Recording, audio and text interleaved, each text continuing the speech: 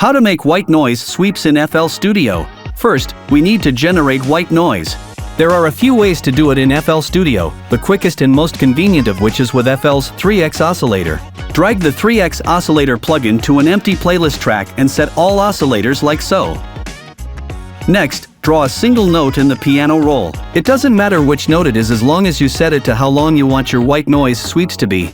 In my case it is 4 bars. The last thing to do now is to add a low-pass filter.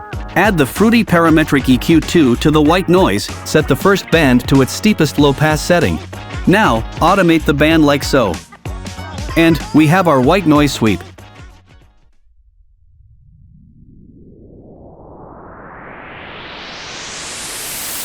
In addition, you can tweak the volume or panning LFO to make it sound more interesting.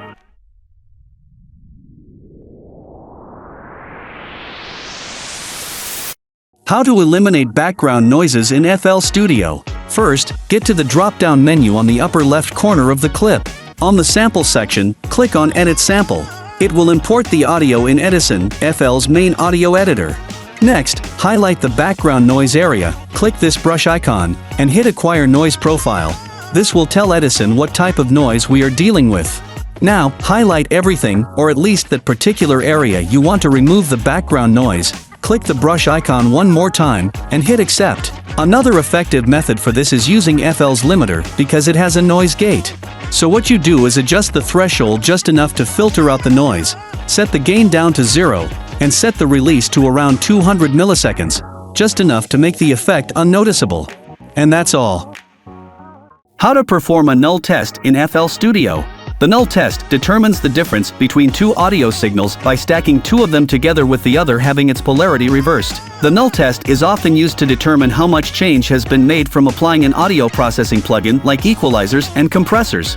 So, how exactly do we do it in FL Studio? Stack two audio sources of the same kind and assign them individually to their mixer channels. Next, reverse the polarity of either one of them. You can do it in 3 different ways in FL Studio. 1. Double-click the sample and enable reverse polarity. 2. You can go to its mixer channel and click this icon at the bottom. 3. Import the sample in Edison, right-click, Tools, Reverse Polarity, and export it back to the playlist. As you can see, as we are playing them together, no signal is being transferred to the master channel, which indicates that they are identical. But check out what happens when we add an EQ to it.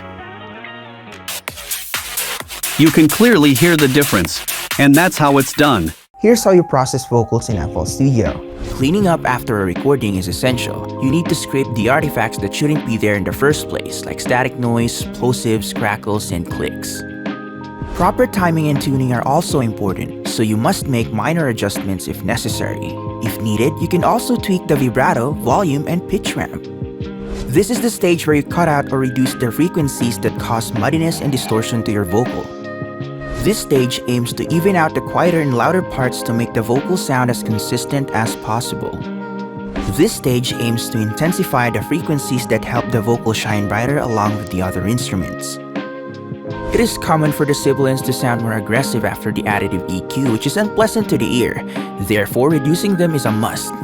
Now the last stage is to put some reverb to add depth and help your vocal blend into the mix. It is better to do it with a return channel to have more control over its outcome. How to program drums using Layer.